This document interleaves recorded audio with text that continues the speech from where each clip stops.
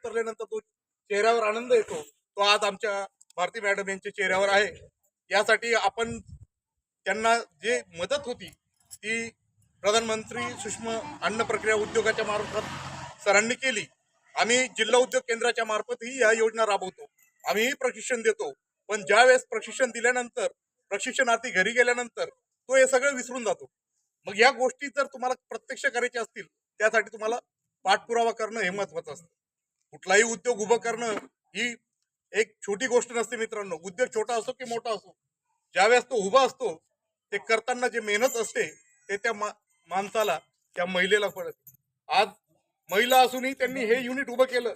या युनिटला अनेक लोक म्हणतील छोटं हे काय, एवढं याच्यात कौतुक हे काय, पण याच्यामध्ये जे आहे मित्रांनो 3 वर्षापर्यंत कोणीही खातं, पण 3 वर्षानंतर ते आपल्याला भेटतील याची गॅरंटी नाही. कारण की उद्योग चालू करणं, उद्योग चालवणं आणि तेही एका महिलेने आणि तेही आपल्या समाजात, आपल्या गावात, आपल्या राज्यात, ही खूप मोठी गोष्ट आहे.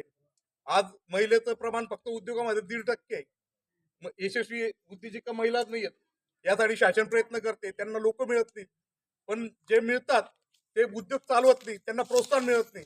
आणि आज आपल्या इथं स्वतः अधिकारी आले, ते सांगतायत की आम्ही प्रोत्साहन द्यायला उद्योग उभारणीपर्यंत हँड होल्डिंग सपोर्ट तुम्हाला करायला तयार आहोत. या गोष्टी आपल्या सगळ्या भगिनींनी मनावर घेतली पाहिजे. तुम्ही घर चालवू शकता, तुम्ही उद्योग आरामशीर चालवू शकता. जी महिला आपलं घर चालवते ती देश सुद्धा चालवू शकते, हे आपल्या देशात घडलेलं आहे. आणि ती महिला उद्योगही आरामशीर चालवू शकते. आणि उद्योग चालवताना येणाऱ्या अडचणीवर मात करण्यासाठी आपल्यासारख्या अनेक बंधू भगिनींनी त्यांचं मार्केटिंग केलं, त्यांना भविष्यामध्ये आपण प्रोत्साहित केलं. आपली एक भगिनी पुढे गेल्यानंतर एक घर पुढे जातं, एक घर पुढे गेल्यानंतर एक राष्ट्र पुढे जातं. आज छत्रपती शिवाजी महाराजांना जो आदर्श होता तो होता महिलेचा. महिला म्हणजे राजमाता जिजाऊंचा. जिजाऊंच्या आदर्शावर छत्रपती शिवाजी महाराजांनी स्वराज्य उभं केलं होतं. आणि तसं ज्योतिबांच्या मागं सावित्रीमाईंचा जो हात होता तो कोणी नाकारत नाही. तसा रमाईंचा हात डॉक्टर बाबासाहेब आंबेडकरांच्या मागं होता. आज प्रत्येक महिला ही सक्षम आहे. ज्यावेळेस मी काही चुका करतो आणि मला माहिती की मी आता हे बरोबर आहे हे पटवून मी देऊ शकतो, बोलताना लोकांना मी गपचूप करून मी सांगू शकतो की यस माझंच खरं आहे. पण ज्यावेळेस मला वाटतं की आज मी चुकलो का काय, त्यावेळेस मी डोळे बंद करतो, 2 मिनिटं फक्त 2 सेकंदात माझ्या आईकडे बघतो आणि माझी आई घरी असली तरी ती मला सांगते यस तुझं चुकीचं आहे की बरोबर आहे. ही निर्णय घेण्याची ताकद आपल्या महिलांमध्ये असते. आणि म्हणून महिलांना सपोर्ट करणं ही आपली एक नितांत गरज आहे.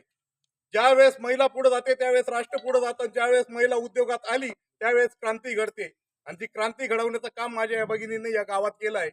या गावात एक छोटंसं वटवृक्ष लावलंय, पण या वटवृक्षाचा एक मोठा उद्योग समाजामध्ये जर रूपांतर झालं तर माझ्या इथं बसलेल्या ज्या अशिक्षित भगिनी आहेत त्या आपल्या शिकलेल्या भगिनींकडे काहीतरी एक बघत असतात आशेने की हे आमच्यासाठी काहीतरी करतील, हे आमच्या हाताला काम देतील.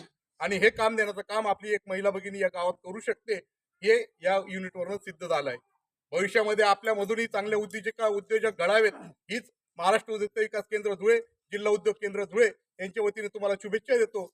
आणि हा उद्योग भविष्यामध्ये एक चांगल्या नावावर उपास यावं, याची यशस्वी वाटचाल व्हावी यासाठी तुम्हालाही आणि त्यांच्या सपोर्ट आणि त्यांच्यामध्ये असलेल्या आमच्या सपना मॅडम असतील, नीता मॅडम असतील, आणखी आमचं जे कविता मॅडम असतील, या सगळ्या ज्या महिला आहेत, इथले महिला वर्ग आहेत आपल्या कृषी विभागातल्या, त्यांचा जो सपोर्ट होता त्या सपोर्टवर आज युनिट उभं राहिलं आहे. हे युनिट मोठं करणं न करणं हे आपल्या हातात आहे. आपण जर त्या प्रोडक्टला नाव ठेवलं तर लोक त्या प्रोडक्टला नाव ठेवतील. आपण त्या प्रोडक्ट आता हे प्रोडक्ट आपण इथं तो पापड आपल्याला 8 ते 10 रुपयात सहज आपण पॅकिंग विकू शकतो. पण तीच पॅकिंग तुम्ही ज्या वेळेस हाटलीत खायला जाणार 70 रुपयाला तो पापड मिळतो. तो नागलीचा पापड तो आपण इथं बनवणार आहोत. म्हणून हा पापड बनवण्याला जी लागणारी मेहनत असते ना मित्रांनो ती आज कमी झाली आहे. पण ती पोचवण्यासाठी जी मेहनत लागते ना ती आपल्यावर ती जबाबदारी पडली. आपल्या माणसाला मोठं करण्यासाठी आपणच प्रयत्न केले पाहिजे. या एवढ्या शुभेच्छा मी या ठिकाणी देतो.